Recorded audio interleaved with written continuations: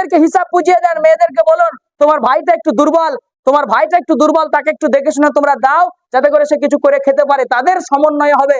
অত তাছাড়া তারা একটাও না ছাড়লে সেটাই দিয়ে দিতে হবে তাকে। এটাই হচ্ছে একটা সুযোগ্য বিচার।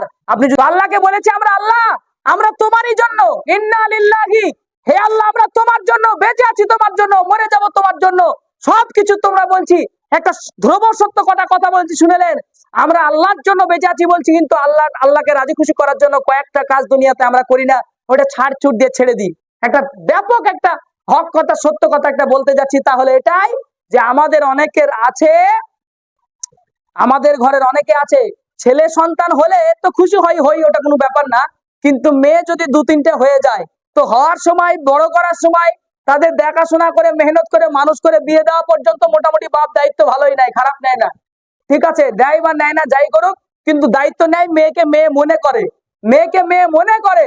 তারপরে যখন বিয়ে হয়ে যায় ওটাকে অটোমেটিক পরের মেয়ে মনে করে নিজের মেয়েটাকে, এক ধরনের। আর একটা বড় সমস্যা হলো যে আমার মেয়ে যখন পরের বাড়ি চলে যায়, আর আমি ছিলাম গরিব, তখন মেয়ে নিয়েছিলাম, খুব খুশি ছিলাম। যখন আমি বড় লোক হয়ে গেলাম তখন আমার মেয়েগুলো আমার গায়ের কাটা হলো। কি কারণে হলো জানেন? একটাই কারণে হলো, আমার মেয়ের বিয়ে দিয়েছি, আমার জামাইদেরকে দিয়েছি, মেয়ের বিয়ে দিয়ে দিয়েছি, বিয়ের সময় 1 লাখ টাকা দিয়েছিলাম, বিয়ের সময় মোটামুটি ঘর সাজিয়ে পাঠিয়ে দিয়েছিলাম, কিন্তু বিয়ের পরে একটা কাজ আমরা বড় অন্যায় কাজ করে ফেলেছি, যে বিয়ের পরে যখন জামাইয়ের বাড়ি চলে গেছে তখন আমার যে সম্পদ আমি কামিয়েছি, অনেক টাকা অনেক জমি, এই জমি সম্পদ একজন বাপ মৃত্যুর সময় চায় না যে এই জমিগুলো সব একদম ঠিকঠাক করে, যেমন ছেলের পাওয়ার দরকার ছেলে পাবে, যেমন মেয়ের পাওয়ার দরকার মেয়ে পাবে। শুধু বলে বোনদেরকে যে তোর ওই ভাইকেটা ছেড়ে দে, শুধু বোনদেরকে বলে ভাইকেটা ছেড়ে দে, শুধু বোনদেরকে বলে, মেয়েদেরকে বলে যে এই বাড়ির জায়গাটা লিখে দে, অমুক করে দে, তমুক করে দে। আপনি যদি এটা প্রেসার করেন তো গুনাহ হবে, আর সাধারণত যদি ফাঁকি দেন তো কোনো কথাই হবে না। প্রত্যেকটা জায়গাতে ইসলামের বিধান হলো, বাপের ইনকাম করার টাকা, বাপের ইনকাম করা একটা বাসনও যদি থাকে, ওখানে ছেলেরও ভাগ আছে, মেয়েরও ভাগ আছে, হিসাব বুঝিয়ে দিতে হবে, হিসাব বুঝিয়ে দিতে হবে, হিসাব বুঝিয়ে দিতে হবে। আর তা না হলে ইন্না লিল্লাহ বলার কোনো দরকার নাই, এতে কোনো লাভ হবে না, হিসাব বুঝিয়ে দিতে হবে। কারণ হক, আপনার জমি যদি 5 বিঘে থাকে, আপনার জমি যদি 5 বিঘে থাকে, হিসাব আপনাকে বুঝিয়ে দিতেই হবে। আমি জানি এটা খারাপ লাগতেও পারে কারোর কাছে, কারণ আমি মেয়েদের ব্যাপারে এতটুকু শুনেছি যে বাপ তার মেয়েকে গালি দিয়ে বলছে যে দিব না, এই মাল দিব না। না, আপনি বিয়েতে টাকা দিয়েছেন কিছু, সেটা তার জন্য একটা কম্প্রোমাইজ করতে পারেন, যে মেয়ের বিয়েতে আপনি 1 লাখ টাকা দিয়েছেন, থালি বাসন মোটামুটি সরঞ্জাম দিয়েছেন, তার জন্য আর ওগুলা লাগবে না।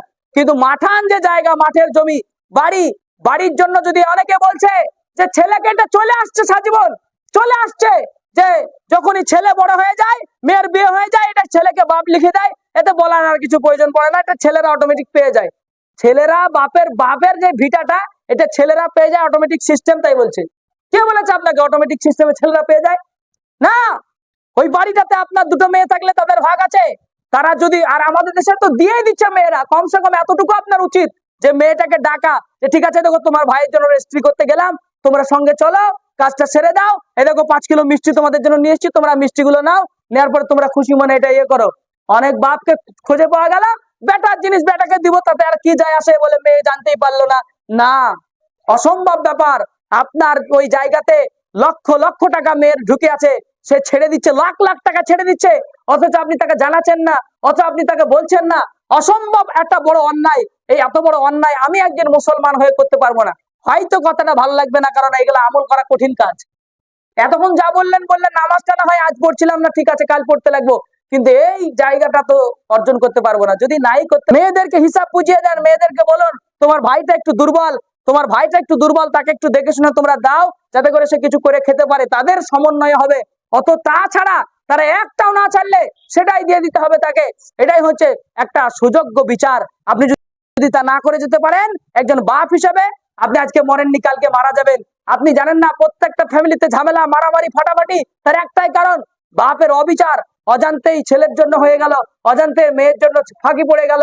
আপনি বাপ কবরে যাওয়ার পরে যদি কোনোদিন জাহান্নামে যদিও বা যান, তার এটাই কারণ হয়ে যাবে, আপনি হজ করে এসেছেন, আপনি নামাজ পড়ছেন, আপনি ভালো কাজ করছেন, আপনি তাবলীগ করছেন, কিন্তু একটা কাজ ভুল করে গেছেন জীবনে, যে না তো অজান্তে আমি বেটাকে লিখে দিয়েছি, পরে জানতে পেরে মেয়ের আর কি করবে, কিছু বলার নাই তাই মেনে নিয়েছে, কিছু বলার নাই তাই মেনে নিয়েছে। এই ধরনের কিছু যদি ঘটে যায় কিয়ামতের দিন এটাই আপনার আমার হিসাবের কাঠগড়ায় দাঁড়ানোর একটা বিশাল কঠিন ব্যাপার হয়ে যাবে। আমি বলবো যে যেহেতু আপনি এটা নিজেও নিয়ে যেতে পারছেন না, আপনি যেহেতু নিয়ে যেতেই পারছেন না, উচিত হবে আপনার যার যেটা ভাগ তাকে সেটা দিয়ে দেওয়া, যার যেটা ভাগ তাকে সেটা দিয়ে দেওয়া আপনার উচিত হবে। কারণ আপনি তো নিয়ে যেতে পারছেন না, ছেলের দুটো ভাগ ছেলে পেয়ে যায়। থাকি মেয়েদের ব্যাপারে বলছি, মেয়েরা একটা প্রশ্ন করি, আল্লাহ আমাদের উপরে অবিচার করেছে। মেয়েরা একটা প্রশ্ন করে, অনেকে মেয়েরা বলেছে আমাদেরকে এক ভাগ দিল কেন, আমাদেরকে একটা দিল কেন, ছেলেদের ব্যাপারে দুটো আমাদের ব্যাপারে একটা, তা কেন হলো? তাই বলছে ব্যাপারটা হলে এই যে মেয়েদের ব্যাপারে আমার আল্লাহ রব্বুল আলামিন বলছে মেয়েদের বিরাট সম্মান দেওয়া হয়েছে। মেয়েদেরকে বলা হয়েছে বাপের বাড়ি থেকে বিয়ে হওয়ার পরে যখন শ্বশুর বাড়ি চলে যাবে তারপরে বাপের অংশ পেয়ে যাবে, এরপরে যখন শ্বশুর বাড়ি চলে যাবে স্বামীর অংশ পেয়ে যাবে, এরপরে বেটা যখন হবে বড় ছেলে বা ছেলেদের অংশ পাবে। একটা মেয়ে 3 জায়গা থেকে পাবে। কয় জায়গায় পাবে? 3 জায়গায় পাবে একটা মেয়ে, বাপের পাবে, বেটার পাবে, স্বামীর পাবে। বুঝতে পারলেন কিনা? এই জন্য মেয়েদেরকে আল্লাহ ইজ্জত দিয়েছে, অনেক সব জায়গায় ইজ্জত দিয়েছে, পুরুষের থেকে মহিলার ইজ্জত আল্লাহ বাড়িয়ে দিয়েছেন, মেয়েদের ইজ্জত নষ্ট করেন নাই আল্লাহ তাআলা। এই জন্য আমি বলবো এটা একটা বহুত বড় ইজ্জতের কারণ, এটা হলো যে আমাদেরকে আল্লাহ রাব্বুল আলামিন এটা দিয়েছেন। যাই হোক, আপনাদেরকে আর সময় নেব না। মৃত্যু সম্পর্কিত একটা মাসআলা আপনারা আমরা কি করি তা জানি না, অনেক জায়গায় এটা হয়ে যাচ্ছে যে আমরা মৃত্যুর সময় দেখবেন কবরে নামানোর সময় আমরা লোক খুঁজে বেড়াই যে কে নামাবে করে। কিসের জন্য লোক খুঁজে বেড়াই? দোয়া জানা লোক খুঁজি না? দোয়া জানা লোক খুঁজেন তো। মৃত্যুর দিনে দেখবেন আমার বেটা, দেখা গেল বেটা আছে বাপ মারা গেছে, বা বাপ আছে বেটা মারা গেছে, কিন্তু বাপের দোয়া টোয়া কিচ্ছু জানে না, একেবারে কিচ্ছু জানে না, একদম কেউ লোক।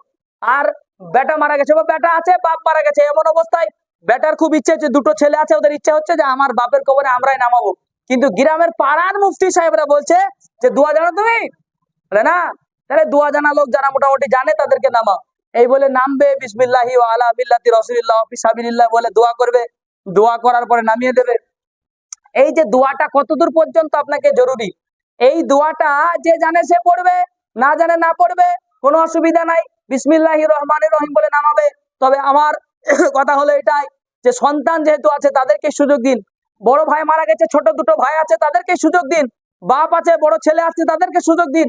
ওখানে গিয়ে ফতুয়াগিরি করবেন না, ওই জায়গাতে ওই জিনিসটা বিসমিল্লাহি ওয়া আলা মিল্লাতি রাসূলিল্লাহ ওয়া ফি সাবিলিল্লাহ পড়া বিরাট কিছু জরুরি ব্যাপার না।